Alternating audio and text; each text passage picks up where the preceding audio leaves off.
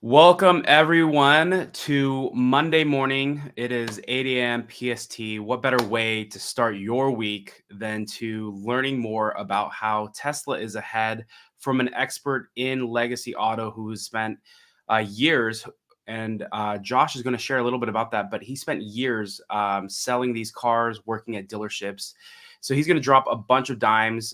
Just such a great asset in the community. He's become a friend of mine, especially as he came out to the takeover, and I saw him several times in Austin and at various places. But he's just such a resource to the community, and so I'm really excited to showcase and share his story a little bit more, and then we'll talk about a lot of the relevant things. So Josh West, 24/7, welcome to Tesla Owners of Silicon Valley podcast. How's it going?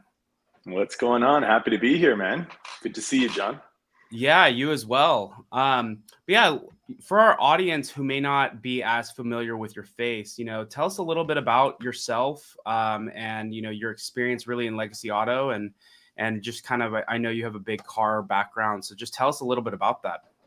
Yeah, absolutely. If we go back far enough, I've always been a car guy, a car kid, and started out in high school doing my co-op at a local car dealership. Worked at a BMW store, and then eventually got a part-time job working in service at a Chrysler dealership. And down the road, I guess a few years later, once I finished college and that sort of thing, I got an opportunity to move from the industry I was in at the time. I was selling heavy equipment, construction equipment, and farm agricultural equipment, and got an opportunity to go and work at a dealership. And that's kind of really how I jumped in with both feet. Things really took off. I moved stores from kind of a smaller store, got an opportunity at a really big store that ended up working with them from, I guess it was 2008, really kind of financial crisis. Things were like as bad as you could think they were.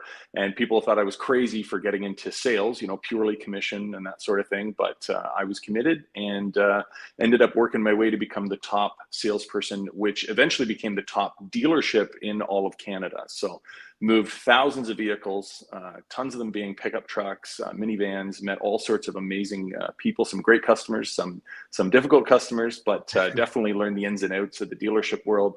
And then my last 3 years there, moved into a management role and ended up starting a used electric vehicle department before I left the industry at the end of 2021.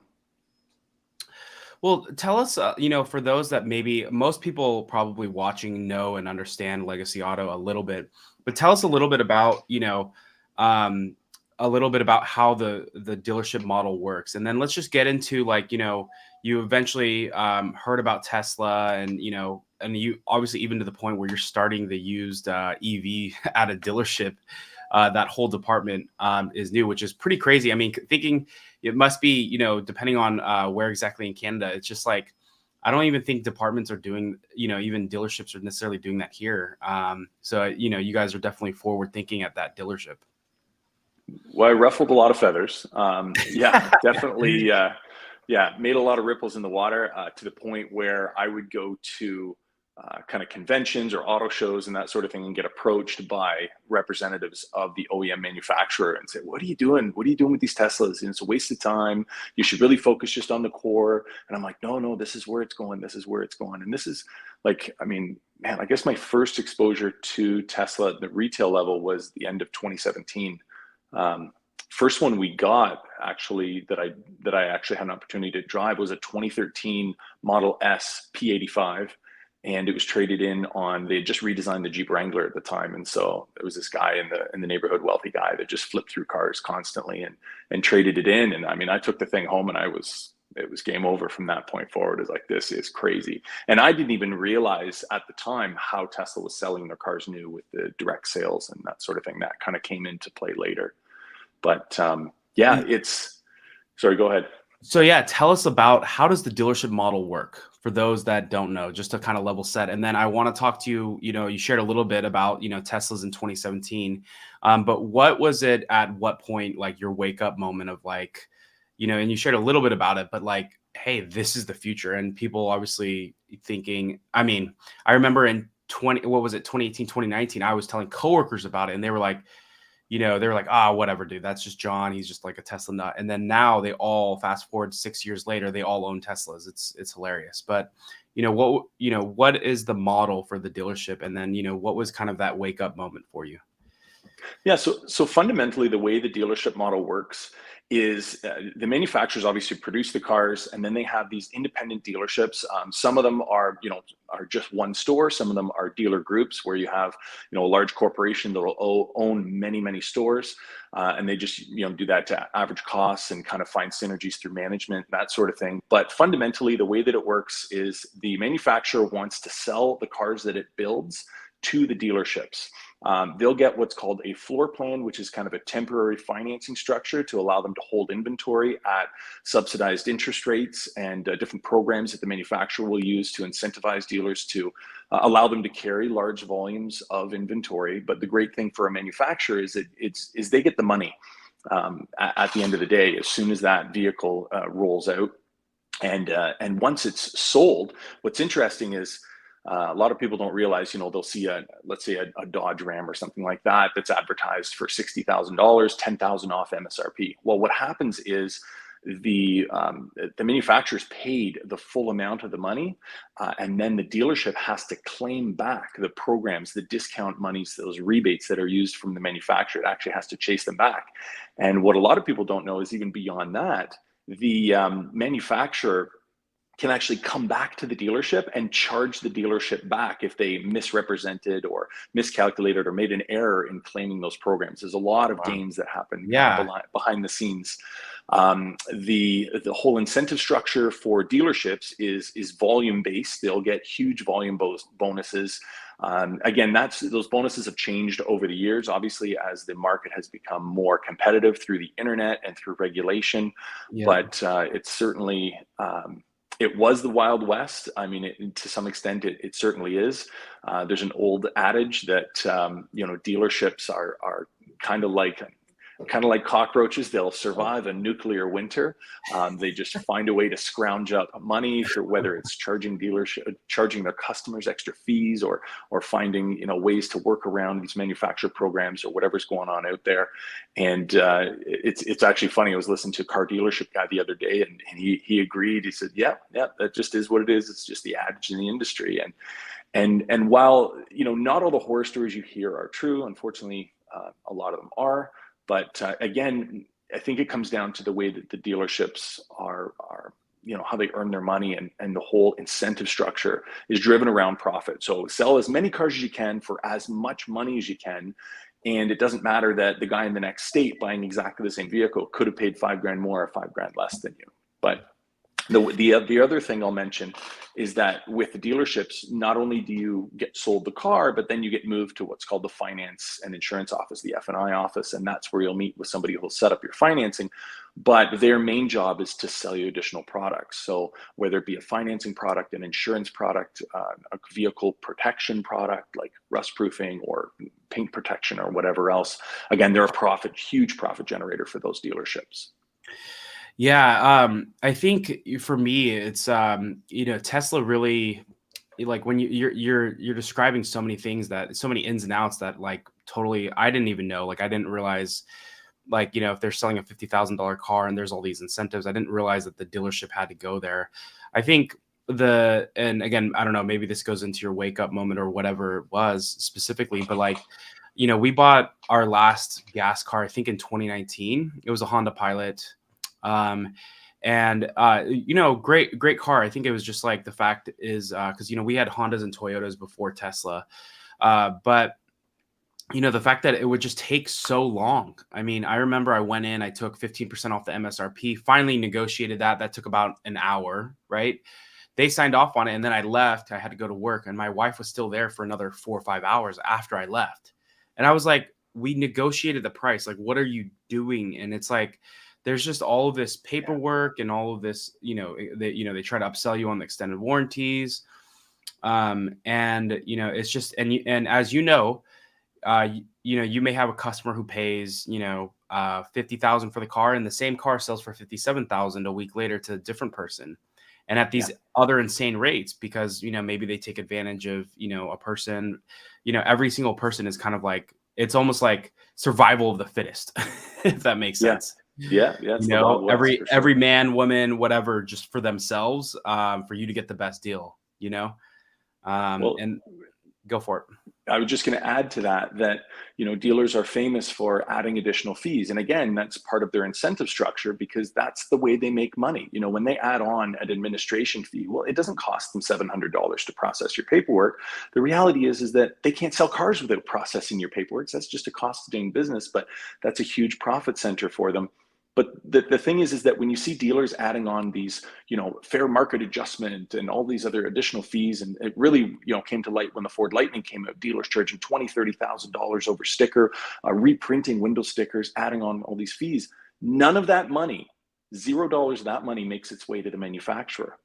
And what it ends up doing is slowing down sales because, you're increasing the price point. Not as many people can afford that vehicle.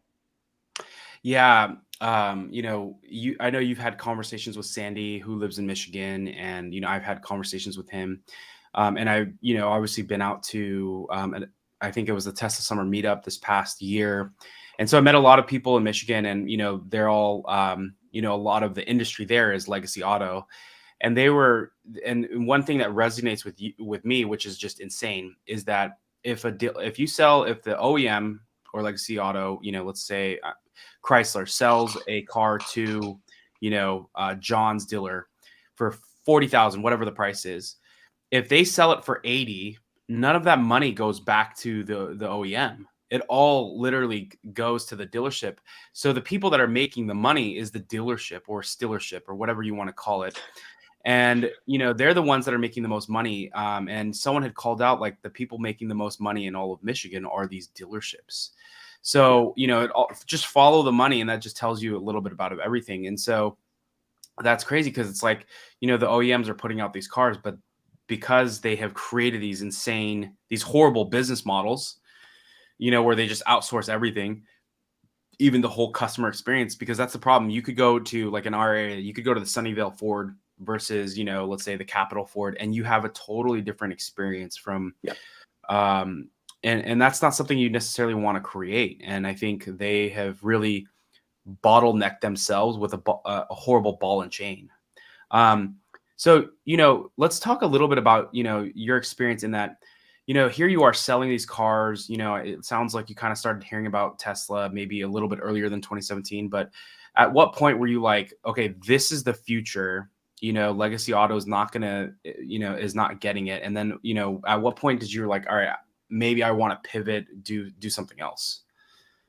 Right. So my first experience with a Tesla was actually back in 2010. And we had a customer, it was the evening time, and had a customer roll up, was interested, walked in the dealership. I greeted him and said he was interested in buying a Chrysler Town and Country for his wife. And I happened to notice, he rolled up in this cool looking red sports car, and I didn't know what it was. I mean, it looked kind of like a Lotus. Turns out it was an original Roadster. So anyways, we got along fine, and kind of got down to the final negotiations and all that good stuff. And I said to him, well, listen, I'm going to do the deal with you on one condition. He says, what's that? He says, I said, well, you got to take me for a ride in your car. He's like, all right, let's go. So we went outside to the parking lot, and he took off kind of the temporary roof that it came with, that cloth roof, and you roll it up. And we hopped in, and I was first alarmed with, man, there's no engine noise. There's nothing here, just the gravel crunching under the tires. And then we take off down the road, and man, that thing was just a complete rocket. But what really impressed me was regen braking. I had never experienced that before. So that was my first taste. And then I guess later on was in 2017 experiencing the Model S, driving it. Then I got looking at, well, okay, well, what are these things reselling for? And then I was like, man, I don't know anything about these. And then I just made it my life's mission to learn everything I could. I didn't know what a kilowatt was. I didn't know how the difference in an AC motor and a DC motor and all this stuff. So it was a new world, and I was determined to learn it. One of the biggest wake-up moments, I guess, John, I would say it's gradual, kind of over those years. But one of the things that really just kind of smacked me in the face was ordering my own vehicle. I ordered a 2021 Model S Plaid. It was crazy that you could buy a car with over 1,000 horsepower for under $1 million. I mean, that was like insane in and of itself. So I ordered one, and did the entire process on Sunday morning at 10:30, sitting on my sofa watching YouTube. I mean, I just did it on my phone, and that was like, hello. Went and took delivery of the car not that long later, perhaps a month or two later, was able to track progress through the app, and how the app switched from my order into the owner's app. And I was like, man, like they just did this whole thing without a dealership, without an F&I department, without a sales manager, and without a salesperson. And I was like, it's just game over. It's just a matter of time. And I think right now what's happening in legacy auto is that a lot of the manufacturers, like specifically, Ford, Jim Farley, they know that. They realize that, but they're hamstrung by, the old spider web of what was put in place before. Yeah, I mean, and Jim's been probably, I had the opportunity to meet him and sit down with him for lunch. And it's, he is one of the, Ford itself is he's one of the most forward looking of the legacy auto. There's also one of the only two companies in the US history that have, of US car companies that hasn't gone bankrupt along with Tesla. Yeah. And, I think, I think I just saw today that I think you even responded to his post. They're going to be giving home chargers to people who buy EVs, which is awesome. Yeah. And a credit for a basic install. Yeah. But it's one of those things where, as you know, it's like they have literally tied their like left foot, their right arm to the wall. And then it's like, all right, now you need to walk 2 feet without like one leg and an arm. Right. It's tough. and I think it was on the Fully Charged episode where he talked about, like, imagine you have like 500 parts that need to kind of like combine to make one. You have, it goes into an auto bidder, everyone bids, and then anyone can essentially win it. But then that person who wins it can write it, the software or whatever, in any code they want. So now try to marry 500 pieces into one car and then have it all communicate with each other. And that's, for me, to be honest with you, that's when it clicked, even though that was I was like hearing it from an executive like that, and then also too, just hearing directly from him on what they're focused on, what he's like, this is what we are, this is what we're not. Yeah. And so, but he, like, shout out to them, because they literally were like, hey, we're going to be the first one for NACS. We're going to adopt the North American charging standard from Tesla. And they actually knew, I think he had mentioned that, like, him and Elon, pretty much, they had that discussion, and he knew that once we do it, everyone's doing it. And so they set that example. They give a free charger to their owners. I mean, they fully embraced it. Yeah. A free adapter, I should say, for the chargers. Yeah, exactly. So tell me a little bit about like direct sales. How, again, you talked a little bit about the experience, and we all know, I mean, if you've ever bought a car, even a used car at a dealership, we all know what that experience is like. It can be long. It can be half a day. I mean, you cannot run in, run out. And again, you may not pay the same price. You see the and that was the problem, right? I remember, let's say you watch a Super Bowl commercial. Hey, go buy a Honda Accord for $349 a month, lease it. That's never the price you'll pay when you get to the dealership. And they're like, oh, that was just an advertisement. That got you here. Yeah. But talk to me a little bit about how Tesla's direct sales was something that, dealerships and really legacy auto hadn't seen before. Yeah. So Legacy Auto, they relied heavily on their dealerships. They would put together these, promotions and that sort of thing, like you mentioned, the $349 lease, whatever, Accord. And then they'd have like miles of fine print, and then it would always end with see dealer for details. So it was on a specific car with specific options. And of course, with Legacy Auto, unlike Tesla, which has very streamlined, options and colors and that sort of thing, a lot of these traditional dealerships, that was kind of like, there's there used to be kind of a saying that was, there's profit in the confusion. And by having all these different trim levels and all these different options, you could say, well, sir, that's a green one and it has a gray interior, so it doesn't qualify for that. That one's going to be $499 a month, that sort of thing. So there was all these different ways to try and get creative to kind of make profit and that sort of thing without having a kind of that level playing field. One of the things that kind of stood out to me with Tesla was that, you pay the same price no matter what state you're in, right across the nation. And it didn't matter, what was going on in your local neighborhood, or, if Model S's were hotter, for example, in California versus Texas or something like that. I mean, take, for example, Cybertruck. I mean, look at the prices these things are getting And afterwards, after they get sold from Tesla, I mean, can you imagine if Tesla tried to run their business like that, where it was like, yeah, you know what, in Texas we're going to charge 130 grand, but in Oklahoma they're going to be 110 grand because it's a little softer market. I mean, you just lose all respect for the Horrible. company. But Yeah. that's what's happening. That's what's happening. And the other thing is that Tesla got a lot of flack in years past about changing prices, right? So I mean, there was so many wars on Twitter, X, about Yeah. kind of this, all these pricing back and forth, and people are like, "Oh, Tesla's slashing prices or Tesla's increasing prices," and I'm like, buddy, like go down to your local GM store, like, and then drive 20 minutes down the road to the next GM store, and you'll find that the prices are very different for the same Silverado. So changing prices, they would just saddle the dealerships with that. With different incentive programs, and then the dealers had their own, room to adjust pricing and that sort of thing too. So, it's just very, very stark contrast with, with direct sales versus using these independent stores that the manufacturers have no control over at all. Yeah. No, it makes sense. I mean, I think the whole customer experience. I mean, well, so talking a little bit about price changing. I mean, that's the one thing. It's like I think Tesla, they kind of revamped or remade or redefined, whatever you want to call it, the whole sales process. And then as soon as the prices go up or down, and over the years, like we knew ultimately, and I could say overall this, or I can say that this is true. It's like, they're driven by the volume in that they want, really the competition is against ICE cars. They're not worried necessarily about Rivian and, Lucid and some of these other companies. You really that they want to get ICE cars off the road. But I think the experience is that, is just the fact that it's like you go into some of these dealers and they, you just get a different experience. Every dealer, from one town over, and to even get down to pricing, they want to run your credit. They want to get your driver's license. I went into shout out to Sunnyvale Ford. Again, they probably have changed, but I went there and I was like, I just want to drive an F-150. And this was like 10, 15 years ago. I just want to drive it and, experience it. I had gotten from my first job. I just wanted to experience what a F-150 was like. They had to run my credit first. They would not let me into the car.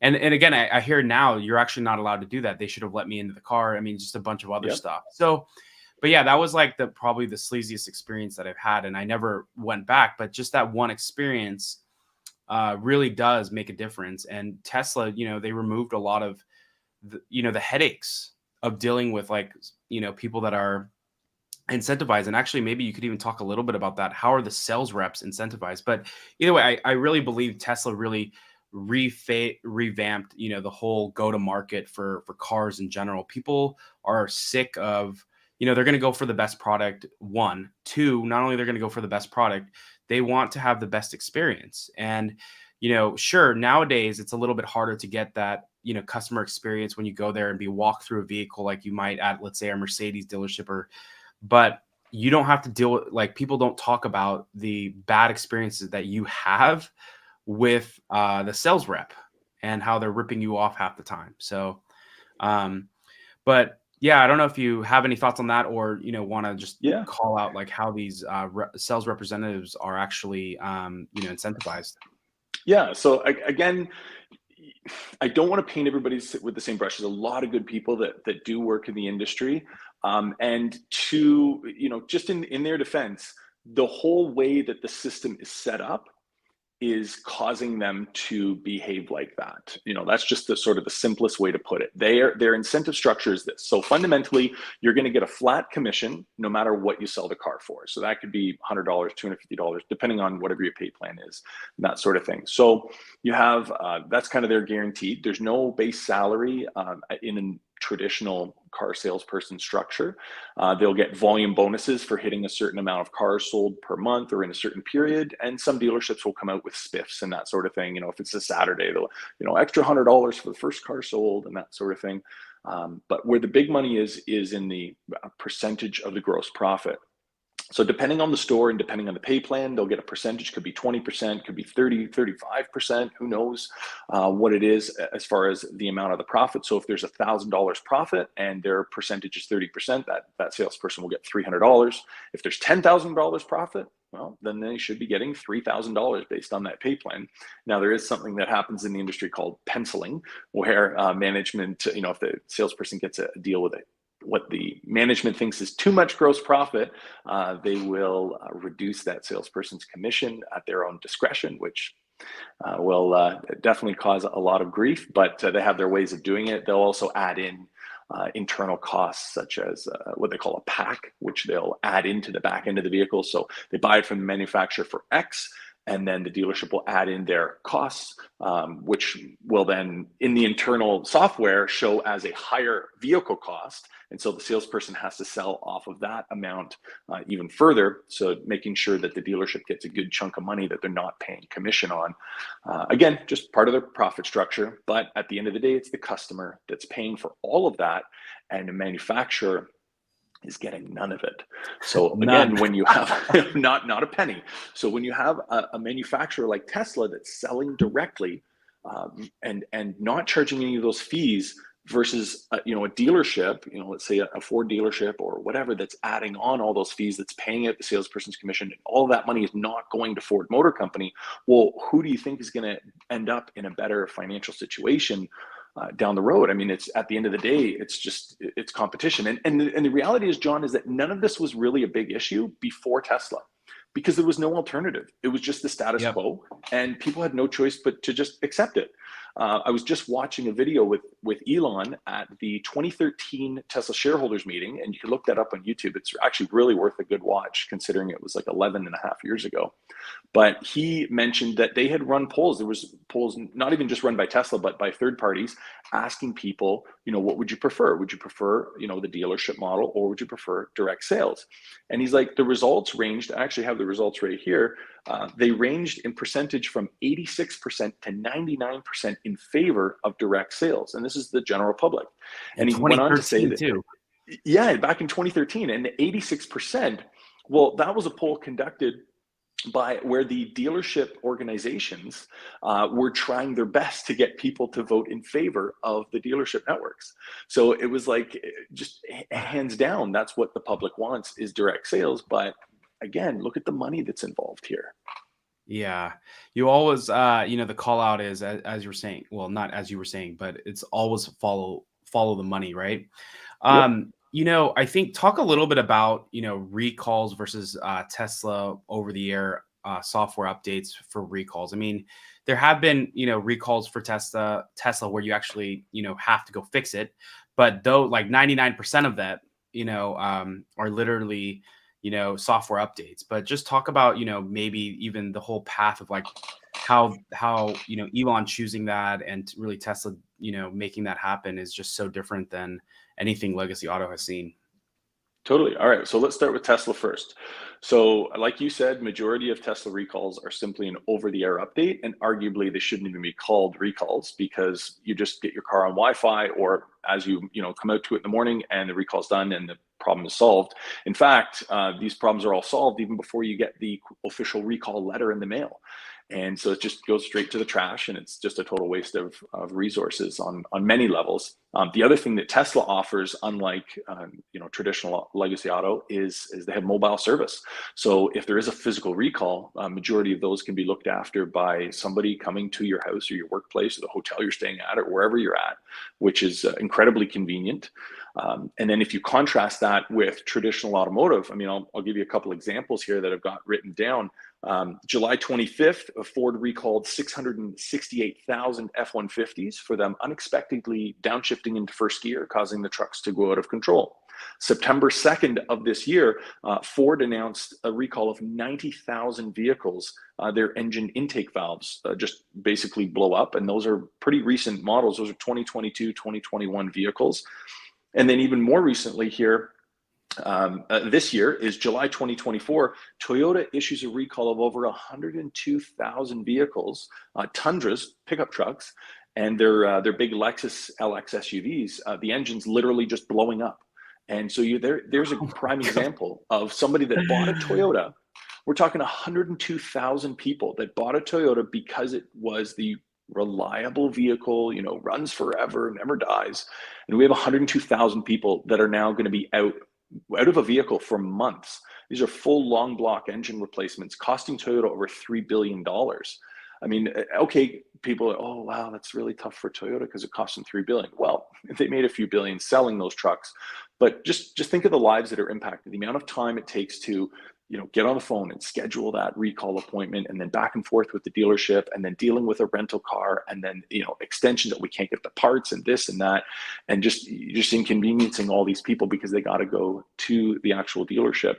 And yet the mainstream media, they just go nuclear over, a rivet in the Cybertruck gas pedal, or, some software update on a Model X. Like it's hilarious, really. I want to hear everything else you have to, but I have to stop there. It's like, it's insane. So my Cybertruck, everyone I saw when, the accelerator was like, it was like getting stuck or something. I even made a video where I'm like slamming on it. I'm like trying to get it stuck up in the thing, and it didn't happen on mine.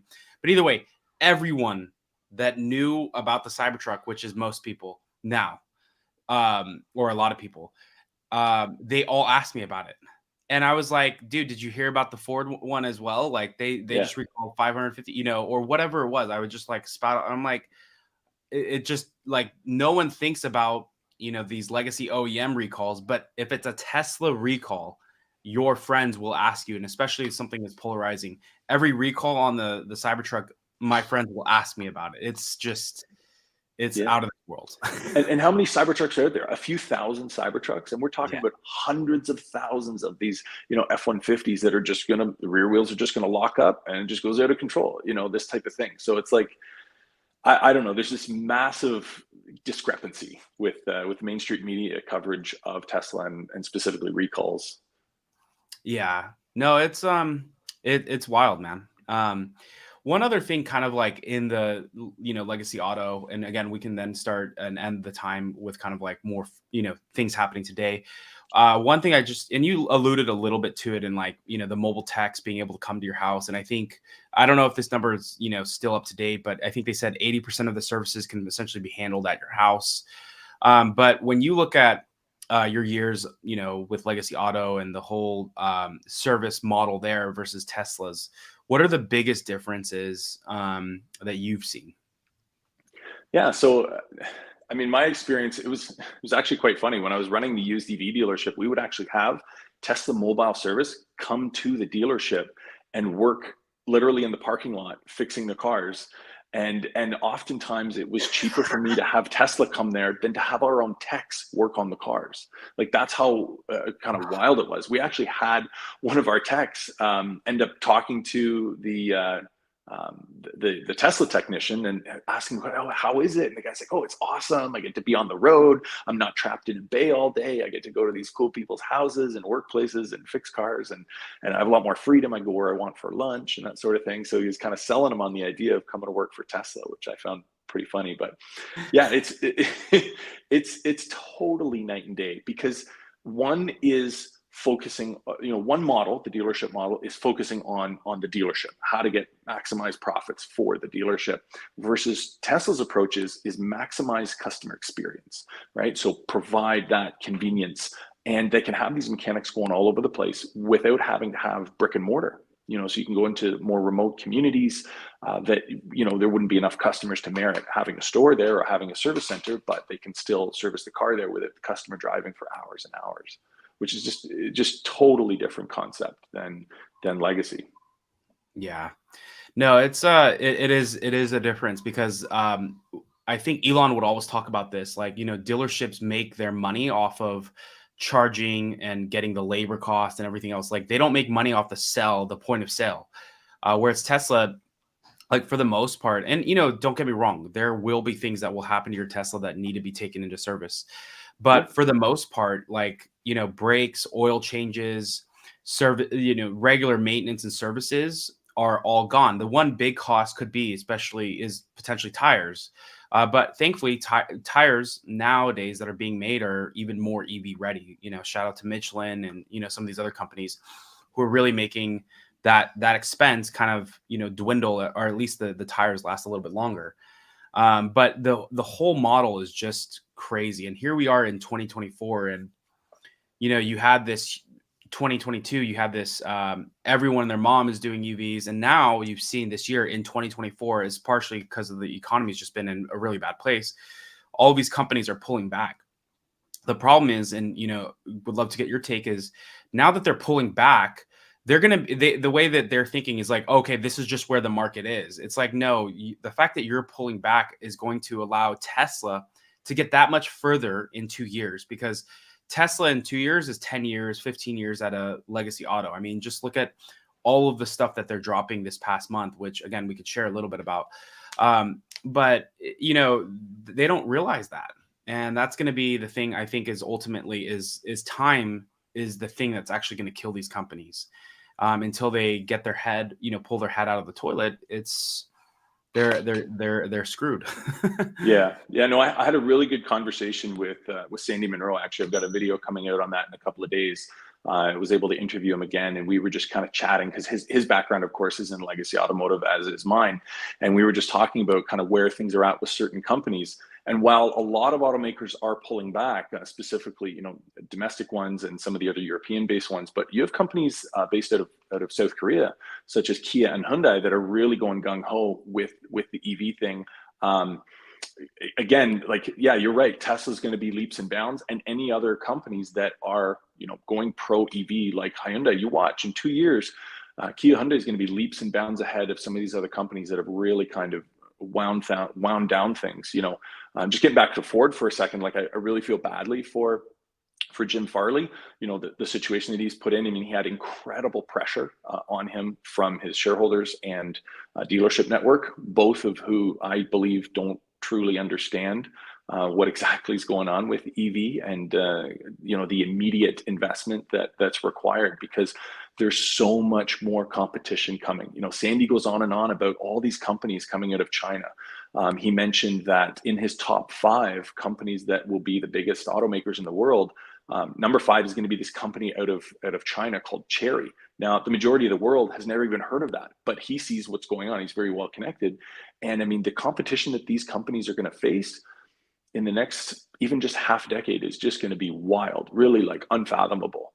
And you see these governments already moving here in the United States as well as in Canada. I mean, Canada just announced they're going to put 100% tariff on any Chinese-made EV coming into the country. Well, all they're doing is just putting up these walls rather than supporting and development of these vehicles on their home turf. Tesla's really got the cold shoulder as of late, and same with Rivian to much of an extent, and Lucid. These are the companies that are kind of based in the US, that are pioneering new technology, that aren't hindered by the old legacy ICE vehicles.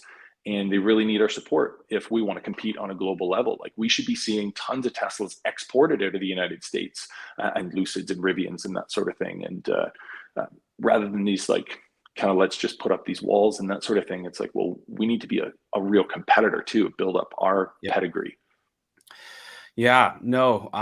Well, thank you for sharing all of that. Let's get into some of the stuff that's relevant today. So I have the list in front of me of all the things that Tesla AI had, put out for the month of September. And I just want to get your thoughts on what your thoughts initially when you saw this versus, last night FSD for the Cybertruck is rolling out to some of the early access.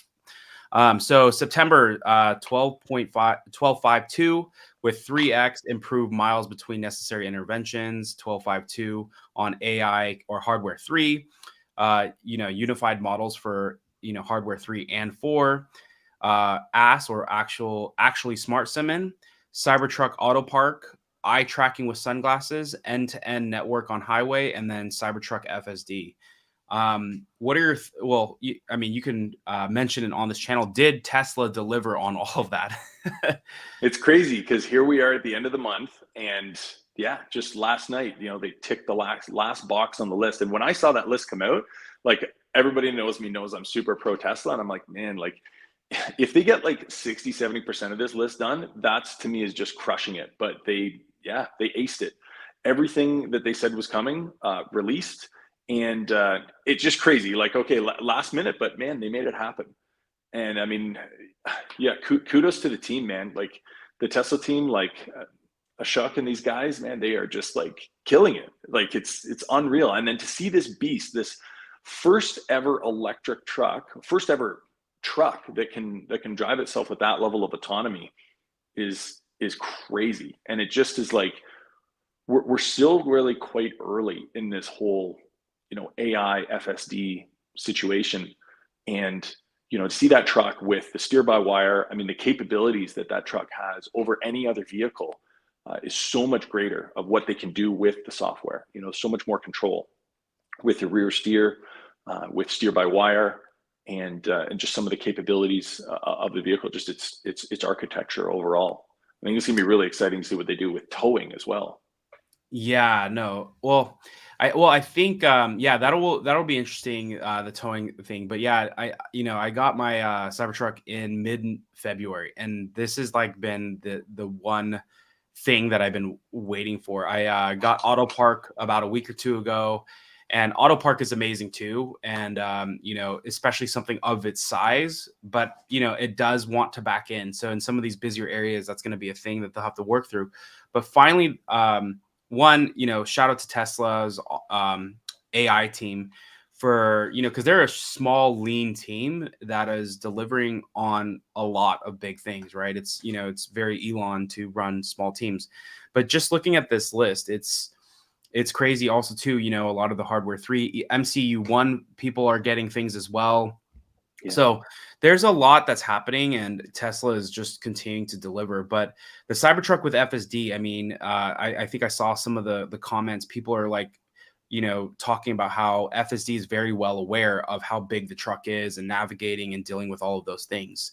I was in a situation yesterday where I was driving 1254 and in my Model X, and there was a situation where I was going over an intersection, and unfortunately it failed. It, like, instead of going straight across, it like realized, got halfway, and then instead made a right and then rerouted. But then I Oh literally wow. went and did it like 5 more times.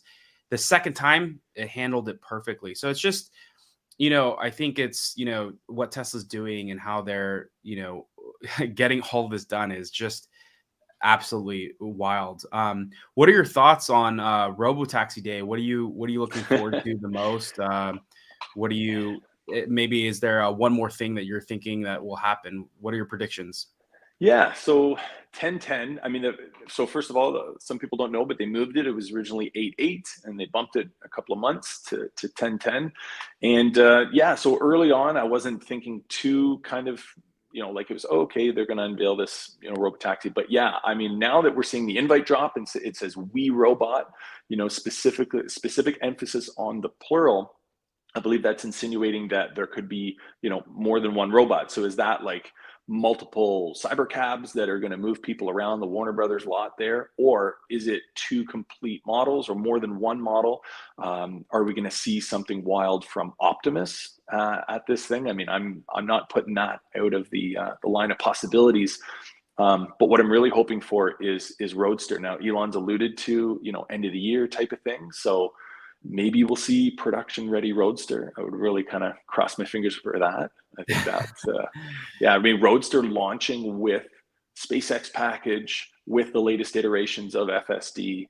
Hopefully, I mean, I'm sure it's going to have drive by wire, steer by wire, all that good stuff. It's going to be pretty wild. So fingers crossed. Yep. Yeah, no, I think Tesla, the Robotaxi is going to be amazing. The Robotaxi event is going to be amazing. I'm looking forward to hopefully seeing what the next gen vehicle looks like. I think that's going to be amazing. I'm hoping for demos. I don't know if we'll get that deep.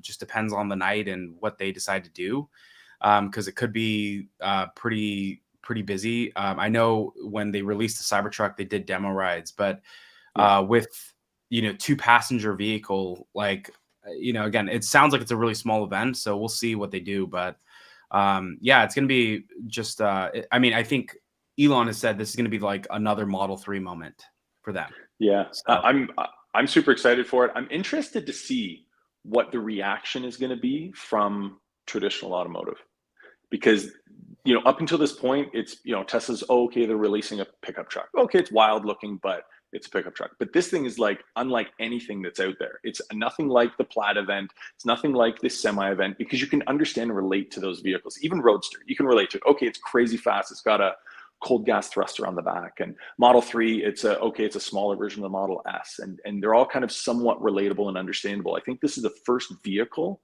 that Tesla is going to unveil that nobody has ever seen before, and it's going into a space that really doesn't exist. It's almost like kind of like iPad. Do you remember when Steve Jobs unveiled the iPad? Nobody had anything like that. We understand iPhone. Okay, it's got a phone, and then they add a camera and this and that. But like, it's just a totally new segment that we've never been in. So I'm really excited to see what the reactions are, positive or negative. I just want to see, kind of eat my popcorn and see it all happen. Yeah, exactly. No, it's gonna be interesting, man.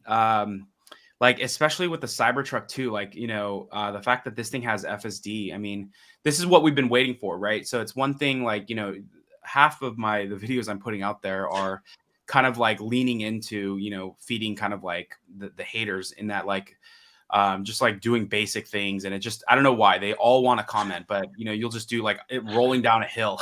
It's just Love like, it. I love it.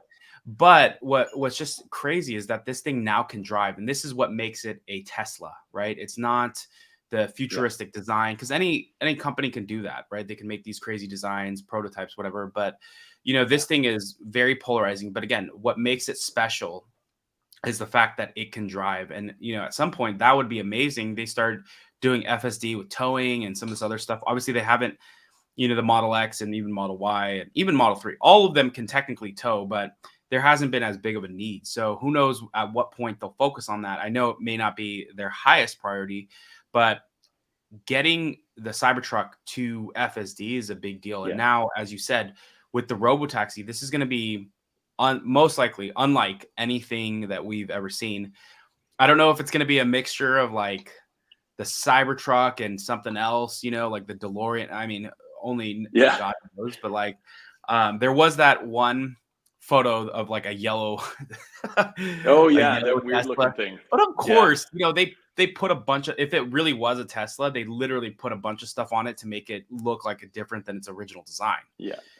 So but they've got a good sense of humor. I think I'll just mention this one thing, John. It just kind of came to mind. I really feel like this event is where we're going to see kind of Tesla really starting to like pull away with the power of their AI, with the compute, with the software, just from every other company out there. I really think this is going to be kind of that moment. Yeah, and I think Elon made the comment, I believe, a day or two ago. He's like, if you're another company, you need a licensed Tesla FSD, and that's really what it's going to become, right? Like you see Apple CarPlay, you see Android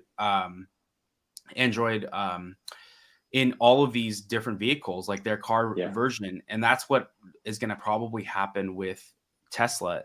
They're probably going to lay out like, all right, you want to license the software, this is the specs of the things you need to make.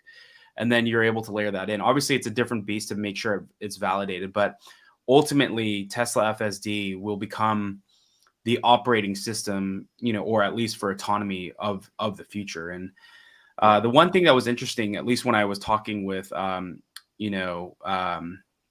people in Legacy Auto, was just the fact of like, at least even with Jim, right? Like he's very self-aware of like, this is what we are, this is what we're not, right?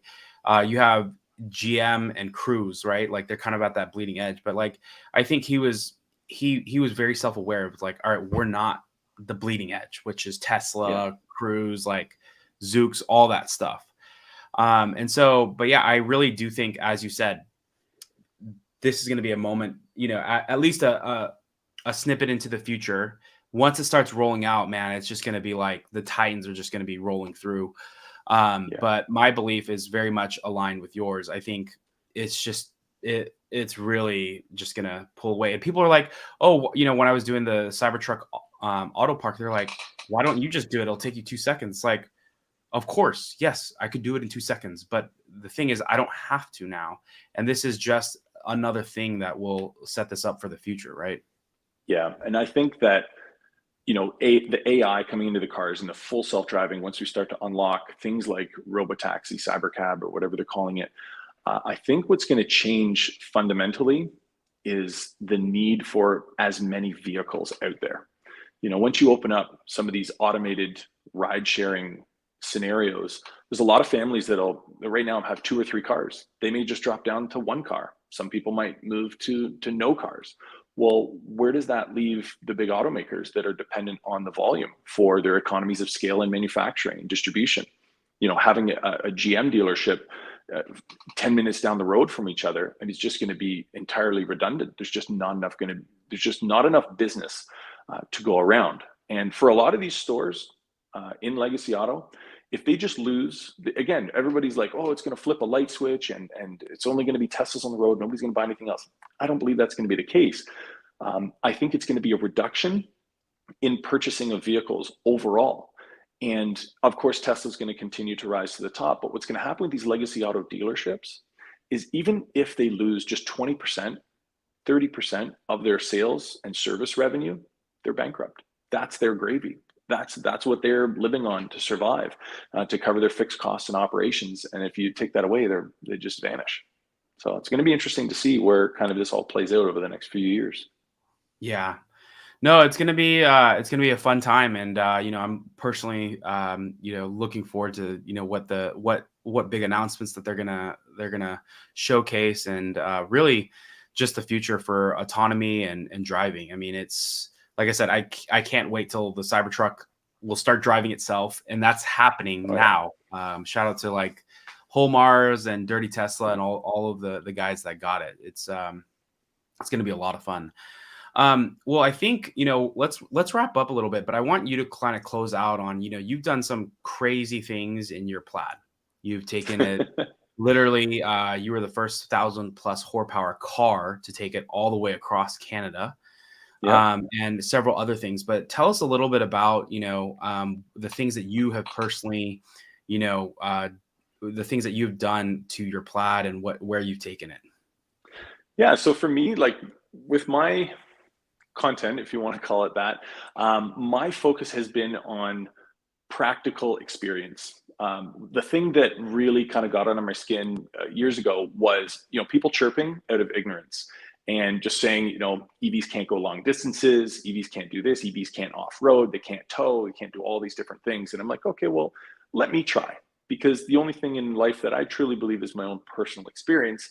And so I'm just, kind of gone on to share that with the world, whether it was my experience working in the dealership world, in Legacy Automotive, or my experiences with these electric vehicles. And so one of the big undertakings was, well, let's cross the second largest country in the world by landmass in my Model S, and car camp in it along the way. People talk about EV car camping. So I'm like, all right, let's push it and let's see how it goes. And yeah, I took it into some wild places, really remote areas of Labrador, taking multiple ferries. I think on that trip, I did 9 ferry trips all the way out to the edge of Vancouver Island and Tofino, all the way out to Cape Spear, Newfoundland, which is the easternmost point in all of North America. And going way up north too, to this the only known Viking settlement in North America, right at the very top of the Great Peninsula in Newfoundland. Anyways, just crossing these huge chasms of distance and going to these remote areas where people are like, man, that's an electric car. Like, how did you even get here? Didn't you run out of charge? Weren't you scared? Weren't you this? Weren't you that? And so to just get it like from a personal testimony experience and say, no, like the network's here, like, this is how the vehicles work. They operate differently than a petrol vehicle. And my cost to go across Canada, basically I went all the way across and all the way back. So crossed it technically twice. I mean, for the cost, I mean, you couldn't even have got out of the province of Ontario for what I paid in electricity if you were driving, a high-powered 1,000 horsepower gasoline car. So just kind of give that personal experience and show what the vehicles can do. I've taken the thing, I've done some off-roading with it as well. It's got that air suspension, lifts it up, and if you're careful, it's amazing what you can push that car to do. And Tesla's built some just phenomenal products, and I think we're just kind of starting to scratch the surface of vehicles. Even like Model S, it's been in production for over a decade, and now Cybertruck is kind of like the next big thing. Yeah, it's pretty exciting to see kind of where it's going. But for me, I just wanted to push the charging network, push the vehicles right to their limits, and then just share that experience and say, no, like all of these rumors and all of this, all the haters are wrong.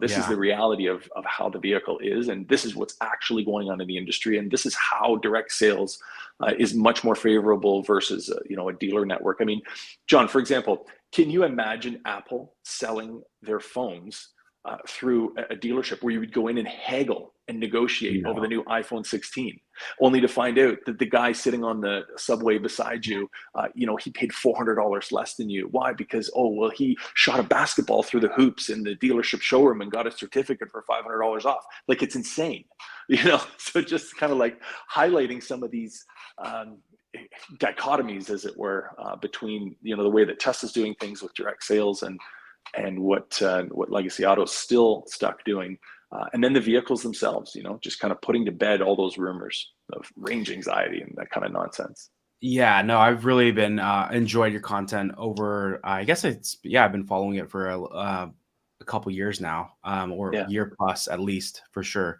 But thank you for all that you're providing. I think it's just a great point of view, especially that's partially why I wanted to get you on the channel. It took a minute to get you on and yeah. some back and forth. One question from the audience though, that putting you on the spot as far as all right, Rumi is asking, is getting FSD a big deal when it's supervised?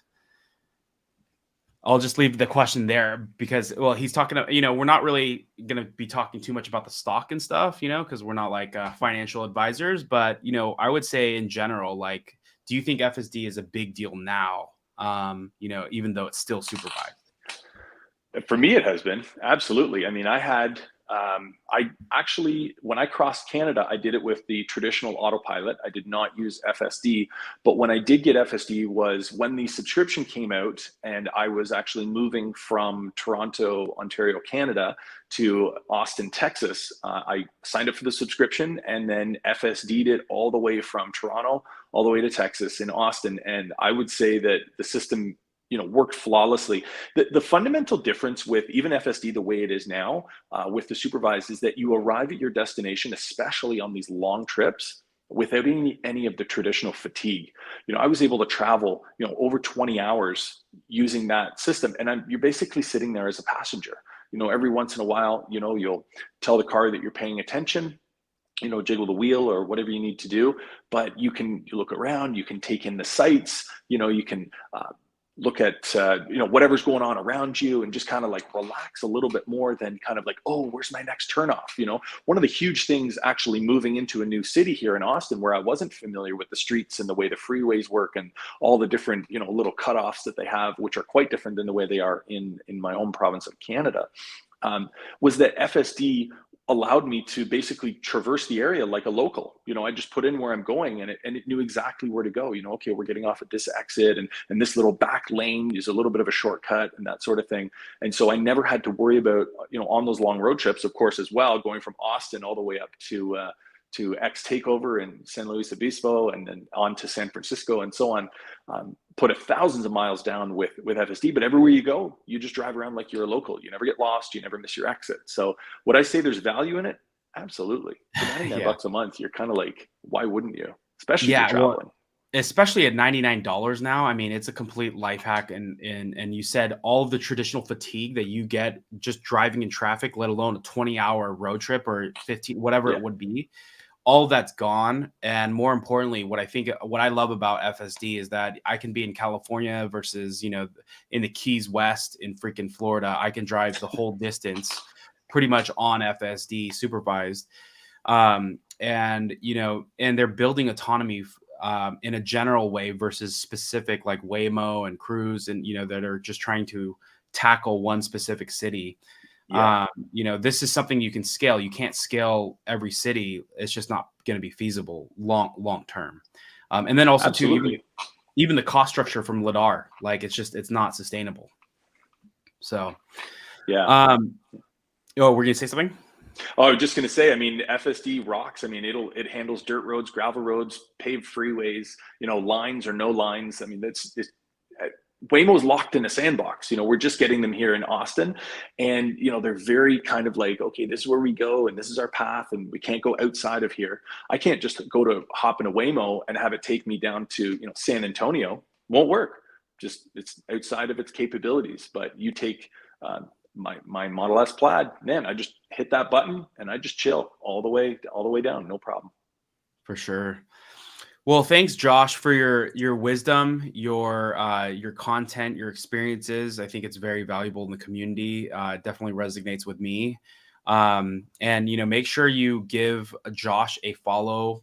He's tagged on X and then also YouTube. His YouTube channel's in the description. So make sure you follow along with his journey as he provides his personal experiences and just kind of misnomers of like things that people will shoot down about what's possible in electric vehicles, and then really just his background in legacy auto. It provides a refreshing view on it from someone that has been there, done that, to seeing kind of like what the future is. And he has recently relocated to Austin, so he's going to be right in the thick of all things Tesla that are happening. So just a great follow in general. But thanks, Josh, for your time. Any closing remarks? Yeah, no, just appreciate everything you're doing for the community as well, John. I mean, yeah, definitely a beacon of light out there and fighting the FUD, and again, support of the smaller channels, man. That's one thing that really commend you on. Appreciate that. As far as anybody looking for more content, got some really exciting stuff coming down the pipe here, and my Sandy Monroe interview 2.0 should be dropping in the next few days, so you don't want to miss that. But thanks so much for having me on, John. For sure, man. I'll make sure to repost that because yeah, any time with Sandy is always a good time. So, but yeah, Monroe rocks. Have a great week, everyone. Make sure again you follow Josh, give him a follow his channel, subscribe to it, and we will catch you all next time. We have another podcast on Thursday with Al Root from Barron's. So we will talk to you guys all next or this upcoming Thursday, and have a great week. See you later.